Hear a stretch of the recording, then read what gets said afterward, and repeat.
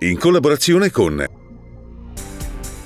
Abusi sessuali su un 13enne in un parco di Trento, arrestato un 42enne. Tragico incidente motoambulanza ad Abio, un 53enne prova a superare i soccorritori a sirene spiegate, ma li colpisce e resta agganciato al mezzo. Muore così Renato Brusco di Ala. Femminicidi in Trentino Alto Adige, chiesta apertura della pratica sui PM. Hacker, si impone una riflessione da parte delle istituzioni. Fugatti condanna a morte un'altra orsa con cucciolo. F-36 era radiocolorata da fine agosto.